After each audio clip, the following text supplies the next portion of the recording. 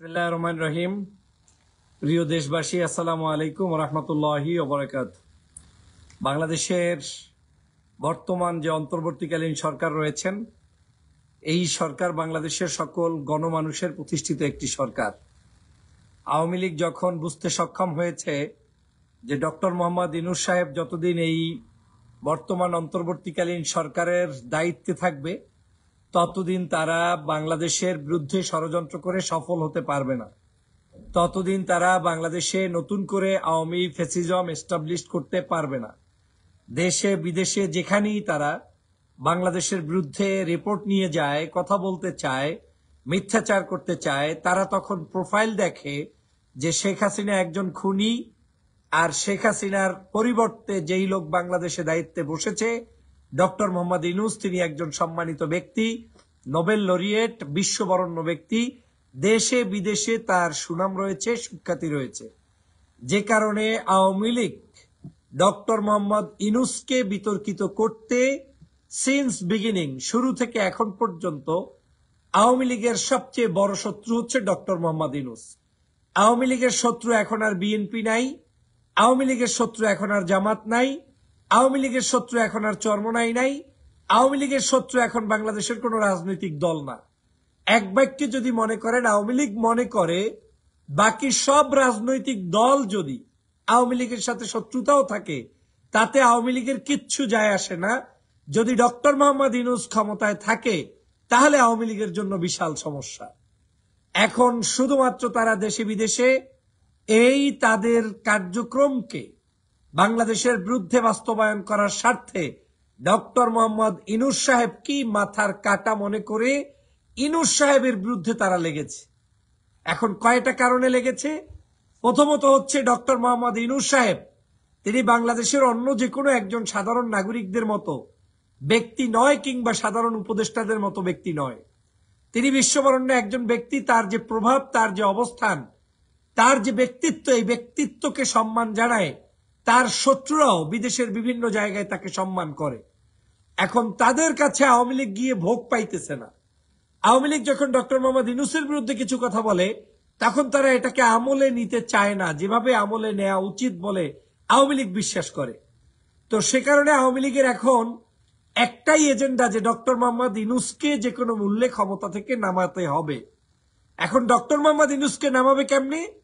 নামানোর জন্য সহজ ফর্মুলা হচ্ছে, ডক্টর মোহাম্মদ ইউনূসের সাথে বাংলাদেশের রাজনৈতিক দলগুলোর সাথে দূরত্ব তৈরি করে দাও।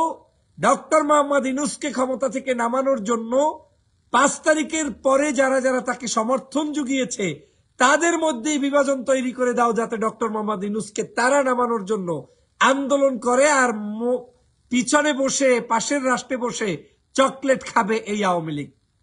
তাদের এজেন্ডাটা হচ্ছে, নির্বাচনের ইস্যুকে কেন্দ্র করে হোক, যে কোনো একটা ইস্যু কেন্দ্র করে হোক, কতদিন ইউনূস সাহেব ক্ষমতায় থাকবে না থাকবে এই ইস্যুকে কেন্দ্র করে হোক, যে কোনো মূল্যে ডক্টর মোহাম্মদ ইউনূসকে যদি ক্ষমতা থেকে নামিয়ে ফেলা যায়, আন্দোলন করানো যায়, তাহলেই তারা আসে। তাহলে কিভাবে তারা সাকসেস হবে?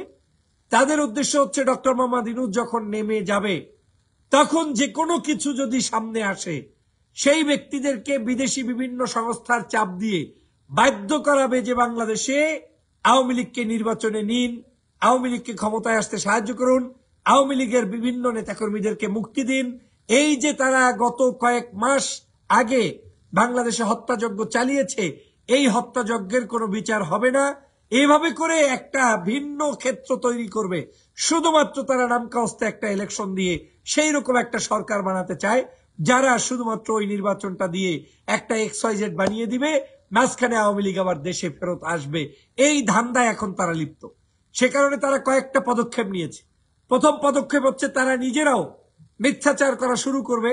ডক্টর মোহাম্মদ ইউনূসের পরিবর্তে নতুন অন্তর্বর্তীকালীন তত্ত্বাবধায়ক সরকার দাবি করবে, এবং যেটা ইতিমধ্যে আরাফাত নামক দুষ্ট সদস্যটি তার এই আওয়ামী লীগের পেজে এসে বক্তব্যে কিন্তু ওই চেহারা বন্ধ রেখে অডিও থেকে বলে গিয়েছে যে এই সরকারকে যেতে হবে, নতুন সরকার আসতে হবে। আমাদের দেশেরও অনেক রাজনৈতিক দল কিংবা মতের কিছু কিছু সদস্যরা সেই থিম না বুঝে তাদের মতো করে ওই বক্তব্যকে অনুসরণ করে, কিংবা নিজেই ভিন্ন কারো ফাঁদে পাড়া দিয়ে এই বক্তব্যগুলোকে অ্যাডজাস্ট করানোর জন্য চেষ্টা করবে, কিংবা টুকটাক হয়তো ইতিমধ্যে দুই একটা বক্তব্য কেউ কেউ দিয়েও ফেলেছে। তারা এটা ভাবছে না যে ডক্টর মোহাম্মদ ইউনূস যদি এখন পড়ে যায়, সেটা হচ্ছে আওয়ামী লীগের প্রথম বিজয়। আওয়ামী লীগ চুরি করে ডাকাতি করে এই দেশ থেকে বের হওয়ার পরে, খুন করে এই দেশ থেকে বের হওয়ার পরে তাদের হাতে এখন আর কোনো অপশন নেই। অপশন এখন একটাই, আয়দার তাদেরকে ডক্টর মোহাম্মদ ইউনূসকে রিমুভ করতে হবে। আর রিমুভ করাটার জন্য তারা দেশে বিদেশে বিভিন্ন সংস্থা লেলিয়ে দিচ্ছে। আর বাংলাদেশে রাজনৈতিক অঙ্গনগুলোর মধ্যে বিভিন্ন দেশের সংস্থারা প্রবেশ করে তাদেরকে হার্মফুল করে দিচ্ছে, পরিস্থিতিটাকে একটু গরম করে দিচ্ছে, ঘোলাটে করে দিচ্ছে, যাতে ডক্টর মোহাম্মদ ইউনূস রাগ করে হলেও বিদায় নিয়ে যায়। মানে আমি বিতর্কিত করব, আপনাকে বারবার চাপ প্রয়োগ করব, আপনার বিরুদ্ধে সারাদিন কথা বলবো।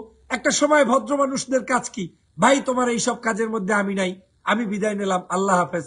ডক্টর মোহাম্মদ ইউনূস যাতে এইরকম আল্লাহ হাফেজ বইলা বিদায় নেয়, সেই চিন্তার আলোকে বিভিন্ন গোয়েন্দা সংস্থা বিদেশি তারা এখন ইউনূস সাহেবকে বিরক্ত করার জন্য বাংলাদেশেরও অনেক রাজনৈতিক দলের নেতাকর্মীদের দিয়ে বিভিন্ন ধরনের অঘোষালো বক্তব্য দেওয়াবে। আমাদেরকে সতর্ক হতে হবে, সাবধান হতে হবে, মনে রাখতে হবে বাংলাদেশের ডক্টর মোহাম্মদ ইউনূস সাহেব আপনার আর কিছু করুক আর না করুক, আপনার অনেক কিছু উন্নতি করতে পারে নাই, এই পারে নাই, সেই পারে নাই। অন্য উন্নতির জন্য আসেও নাই। অন্য বাংলাদেশে এসেছে হাসিনার মতো একটি করাপ্ট গভর্নমেন্ট থেকে বাংলাদেশের মানুষকে মুক্ত করে। যখন দেশবাসী অনুরোধ করেছে তখন তারা এসেছে। অতএব 5-6 মাসে বিগড়ে গেলে হবে না, অস্থির হলে হবে না। এই সরকার যতদিন পর্যন্ত আমাদেরকে একটি বেসিক সংস্কার করে একটি নির্বাচন পদ্ধতি পর্যন্ত না আসে, ততদিন পর্যন্ত আমাদেরকে অপেক্ষা করতে হবে। এবং আমরা সেই জায়গায় ধৈর্য ধরে অপেক্ষা করে সুষ্ঠু নির্বাচন করব এই সরকারকে রেখেই। এই সরকারের উপরে আমার মনের অনেক কষ্ট, ভালো লাগে নাই, তারপরেও আমি এই সরকারকে রেখেই করব। কারণ এই সরকার আমার আওয়ামী লীগের বিপক্ষের সরকার। ফ্যাসিবাদের বিরুদ্ধে 5ই আগস্টের যে বিজয় হয়েছে তার পরবর্তী সরকার। এই সরকারকে হটাইতে যারা যারা চায় তাদের সাথে আমি কোনো জোট করতে রাজি না, তাদের সাথে আমরা কথা বলতে রাজি না। অতএব প্রিয় দেশবাসী, আপনাকে সতর্ক হতে হবে। ইউনূস সাহেবের ইমেজকে বিশ্বব্যাপী চলেছে, এই ইমেজের উপরে ভিত্তি করে আজকের ডক্টর মোহাম্মদ ইউনূস বিভিন্ন জায়গায় তিনি সম্মানিত হচ্ছেন। সে কারণে আজকের ইউনূস সাহেবকে ওরা এখন পথের কাঁটা মনে করছেন।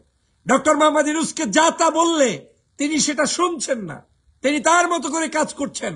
ওদের মাথা খারাপ হয়ে গিয়েছে। ইউনূস সাহেব ওই দেশ থেকে সম্পর্ক না রেখে আরো অনেক দেশের সাথে সম্পর্ক কেন রাখছে? ইউনূস সাহেবের এত বিশ্ববিখ্যাত ইমেজ, যেটা ওই পাশের দেশের প্রধানমন্ত্রীরও নাই, না থাকার কারণে এখন তাদের মাথা খারাপ হয়ে গিয়েছে। নালিশ যেখানেই করতে যায় মজা পায় না, ভোগ পায় না। সেইখানে এখন শেখ হাসিনা সেজন্য পাগল হয়ে গিয়েছে, ওই দেশের জন্য পাগল হয়ে গিয়েছে। অতএব খবরদার, এই ভুল কেউ করবেন না, চরম পস্তাতে হবে। আওয়ামী লীগের ফাঁদে পাড়া কেউ দিবেন না। ওদের পাতানো যে ষড়যন্ত্র, এই ষড়যন্ত্রকে আপনার মোকাবেলা করতে হবে ঐক্যবদ্ধভাবে। একটাই কাজ, ধৈর্য ধরেন। নির্বাচন যখন হওয়ার হবে আমাদের সবাইকে ধৈর্য ধরতে হবে। ইউনূস সাহেবের হাতকে শক্তিশালী করতে হবে। ডক্টর মোহাম্মদ ইউনূসের হাতকে শক্তিশালী করার মধ্য দিয়েই মূলত বাংলাদেশের নাগরিকদের সঠিক বিজয় সূচিত হবে এবং তার হাত ধরেই আগামীর বাংলাদেশ সুন্দরভাবে এগিয়ে যাবে। এটা আমি বিশ্বাস করি, এটা আমি বিশ্বাস করি। আপনাকেও সেজন্য কাজ করতে হবে। আজকে আপনাকেও সেজন্য কথা বলতে হবে। ডক্টর মোহাম্মদ ইউনূসকে কোনো অবস্থায় আমরা বিদায় দিব না, তার বিরুদ্ধে আমাদের কোনো আন্দোলন এখন থাকবে না। আমরা তাকে পরামর্শ দিব, শক্তিশালী করব।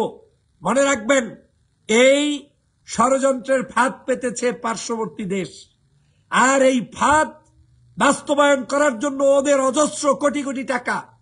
আর এই ফাঁদ বাংলাদেশেও বিভিন্নভাবে বিভিন্ন সংস্থা রাজনীতিবিদদেরকে ফাঁদে ফালাবে, সেটা আপনাদেরকে বুঝতে হবে। বাংলাদেশের সমগ্র রাজনৈতিক দলের নেতাদেরকে যারা আর কি এই অন্তর্বর্তীকালীন সরকারে আছে এক পাল্লায় রাখেন, আর ডক্টর মোহাম্মদ ইউনূসকে আর এক জায়গায় রাখেন, সমান হবে না। এটা বাস্তবতা। এই গভর্নমেন্ট এখন পর্যন্ত ফার্ম করছে শুধুমাত্র ইউনূস সাহেবের নামের উপর ভিত্তি করে। ডক্টর মোহাম্মদ ইউনূস সাহেব যদি আজকের এই অবস্থায় আমাদের দায়িত্বে না থাকতেন, তাহলে আমাদেরকে এতক্ষণে তুলাধুলা করে ফেলতেন পার্শ্ববর্তী রাষ্ট্রে বসে ওই দুষ্ট চক্রের পলাতক নেত্রী। তারা এই অপকর্ম করছে। আমি সবসময় বলি, আওয়ামী লীগ অপকর্মের বিশ্বাসী একটি দল। তারা যা কিছু তাই করতে পারে। তারা এদেশের মানুষকে ভালোবাসে না। তারা ষড়যন্ত্র করতে গিয়ে অত ইতস্ততা বোধ করে না। যেটা যখন প্রয়োজন সেটা তারা করে ফেলে। এই কারণেই ওদের সাথে আদর্শিক ব্যক্তিরা লড়াই করে পারবেন না। আদর্শবাদী ব্যক্তিরা কখনো ওদের মতো খুনি নয়, সন্ত্রাসী নয়, দুষ্ট নয়। সে কারণে আমাদেরকে কি করতে হবে? সবাই মিলে ঐক্যবদ্ধভাবে আমাদের সবাইকে এগিয়ে আসতে হবে এবং আমাদেরকে ইউনূসের হাতকে শক্তিশালী করতে হবে। এই গভর্নমেন্টকে আমরা যাই মনে করি না কেন, তারপরেও মনে প্রাণে আমাদেরকে লালন করে ভালোবেসে আমাদের পথ চলতে হবে। আমরা সর্বোচ্চ আগামী বছর জুন অথবা এই বছর ডিসেম্বর, কথা তো ক্লিয়ার, নির্বাচন তো হবেই। এর আগ পর্যন্ত আওয়ামী লীগের কোন পুষিপনার কোন পরামর্শ বক্তব্য আমরা শুনতে চাই না। আওয়ামী লীগ এখন পরিকল্পনা নিয়েছে ছলে ছাতরে যে কোনো মূল্যে নির্বাচনে যাওয়া যায় কিনা, নির্বাচনে ঢোকা যায় কিনা। আর নির্বাচনে ঢোকার জন্য তার বড় বাধা হচ্ছে ডক্টর মোহাম্মদ ইউনূস। সে কারণে তিনি মনে করেন যদি ইউনূসকে হটানো যায়, নতুন কোন তত্ত্বাবধায়ক সরকার গঠন করাইতে পারে, ওই ব্যক্তিরা ইউনূস গেলে নিশ্চয়ই আওয়ামী ফেলেবারে হবে, এই আওয়ামী লীগ কিছুটা সুবিধা পাবে, এই আশা তারা করছে। কিন্তু সেই আশা এই বাংলাদেশে হতে দেয়া হবে না, হবে না, হবে না। প্রিয় দেশবাসী, সতর্ক হন, সাবধান হন। আমাদের প্রত্যেকটি রাজনৈতিক দলের নেতাকর্মীদেরকে ইন্টেলেকচুয়াল হতে হবে, বিষয়ভিত্তিক জ্ঞান অর্জন করতে হবে। পরিস্থিতি পরিবেশের আলোকে আমাদের আগামীর পথ চলতে হবে, সেই প্রত্যাশা ব্যক্ত করছি। সবাই ভালো থাকবেন, সুস্থ থাকবেন, লাইভটি শেয়ার করে দিবেন। আল্লাহ হাফেজ। আসসালামু আলাইকুম রহমতুল্লাহি ওয়া বারাকাতুহু।